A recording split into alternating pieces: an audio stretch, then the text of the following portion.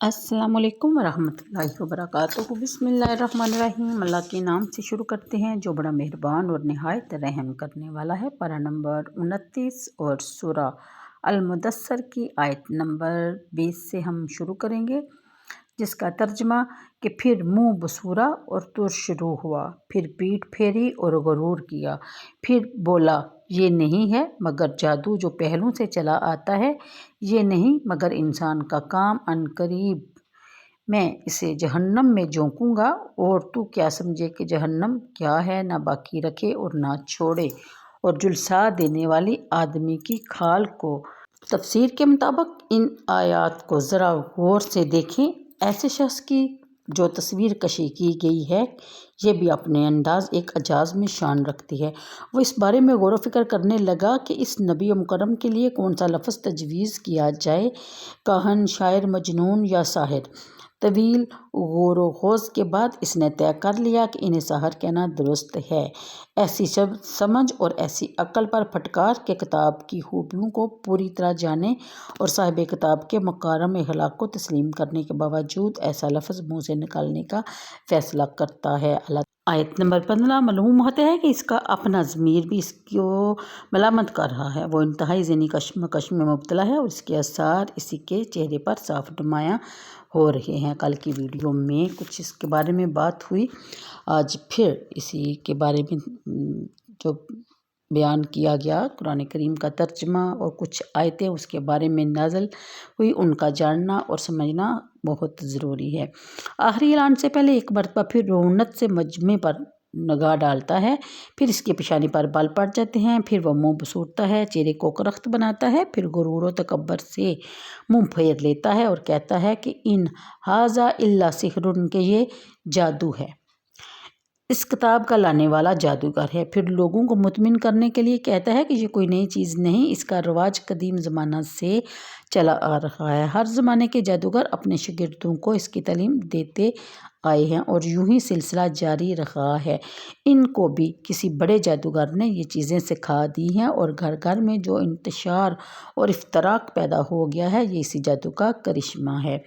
आयत नंबर 16 में बयान फरमाया गया कि इस पर हमने इतने एहसानात किए, यानी अल्लाह ताला फरमाते हैं कि हमने इस पर इतने एहसानात किए कि बच्चे दिए, बेअंदाज दौलत दी, इज़्ज़त और सरदारी बख्शी और इतनी लंबी उम्र अता फरमाई। और ये अच्छी तरह जानता है कि ना आप साहिर हैं, ना ये कलाम सहर है, लेकिन महज अपनी झूठी नामो नमूद के लिए और चंद रोज़ा सरदारी के लिए वो ऐसा नापाक इल्ज़ाम मेरे नबी मुकर्रम पर लगा रहा है।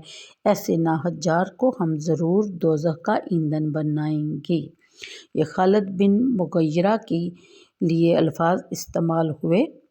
अगली आयत के मुतल्लक़ फरमाया जाता है, यानी जिल्द की रंगत स्याही माइल कर देने वाली।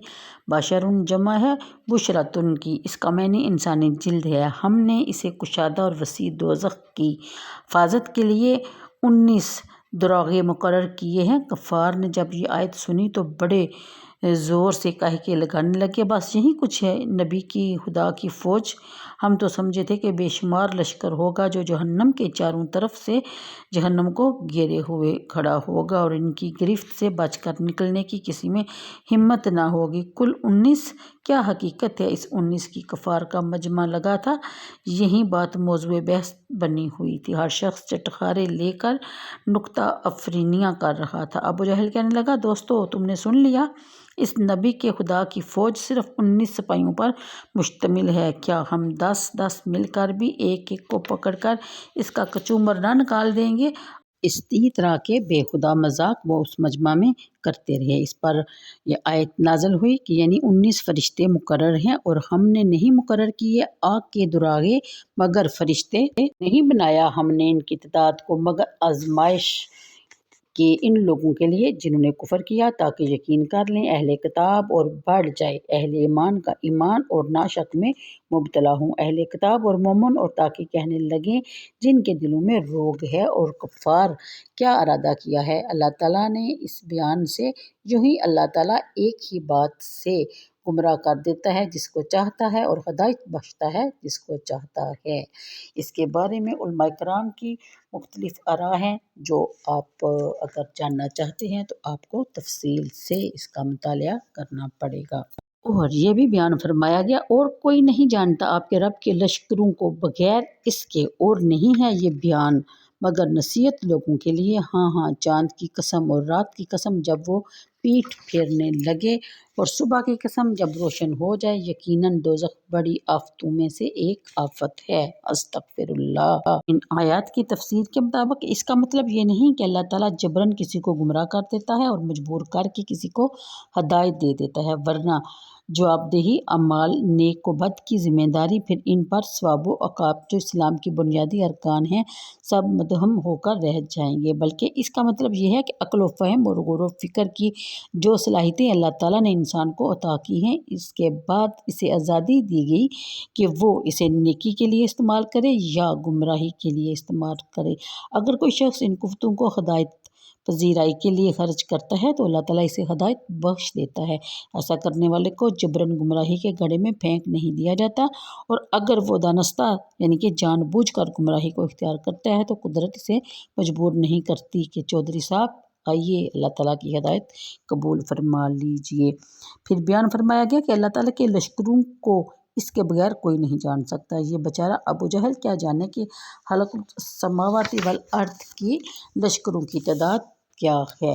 آیات میں قسمیں کھا کے بتایا گیا کہ دوزخ بہت بری جگہ ہے اور برا ٹھکانہ ہے دوزخیوں کے لیے۔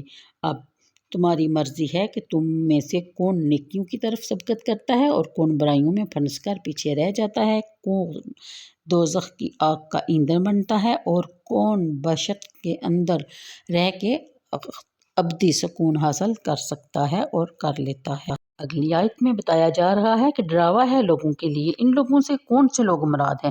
اس بارے میں مختلف اقوال ہیں۔ مومنین کے چھوٹے بچے، وہ لوگ جن کو ان کا نامہ اعمال دائیں ہاتھ میں دیا جائے گا، اور ایک پسندیدہ قول یہ بھی ہے کہ وہ لوگ جو اپنے اعمال اور نیکیوں پر اعتماد نہیں کرتے بلکہ اپنے رب کے فضل اور احسان پر چشم امید لگائے بیٹھے ہیں۔ پھر اگلی آیت میں بتایا جا رہا ہے کہ اہل جنت دوزخیوں سے پوچھیں گے تمہیں کس جرم کی پاداش میں جہنم کے دردناک عذاب میں مبتلا کیا گیا، اور وہ جواب دیں گے کہ ہم 2 قصور کرتے تھے جن کی ہم کو یہ سزا مل رہی ہے۔ اپنے رب کریم کو سجدہ نہیں کرتے تھے، اکڑ اکڑ کے چلتے تھے یا اکڑ کر رہتے تھے، کبھی بھولے سے بھی یہ خیال نہیں آتا تھا کہ جس کریم کے کرم کے صدقے یہ زندگی عزت و آرام سے گزر رہی ہے، اسے سجدہ بھی کرنا چاہیے اور اس کی عبادت بھی ضروری ہے۔ اور دوسری غلطی وہ بتائیں گے جو وہ کرتے تھے کہ وہ خود تو دونوں وقت پیٹ بھر کر کھانا کھایا کرتے تھے، لیکن غریبوں اور مسکینوں کی ضرورت کی طرف توجہ ہی نہ دیتے تھے۔ وہ ہمارے پڑوس میں کئی روز بھوکے بلکتے رہتے، ہم نے کبھی ان کی پرواہ تک نہ کی۔ استغفر اللہ۔ آج کے دور میں بڑے افسوس سے یہ بات کہنی پڑ رہی ہے کہ ہم لوگ شہروں میں رہتے ہیں، ہمیں ایک دوسرے کے گھروں کی پرواہ نہیں، کتنے دنوں تک ہماری ایک دوسرے سے ملاقات نہیں ہوتی، ہم نہیں جانتے کہ ہمارے اوس پڑوس میں کوئی بھوکا پیاسا ہے یا کوئی تکلیف میں ہے۔ تو اللہ تعالیٰ ہماری مغفرت فرمائے اور ہمیں دین کی سمجھ اور بوجھ عطا فرمائے۔ تو آج کے لیے اتنا ہی، مجھے دیجیے اجازت، دعاؤں میں یاد رکھا کیجیے، ویڈیو کو لائک اور شیئر کر دیا کیجیے۔ اللہ حافظ۔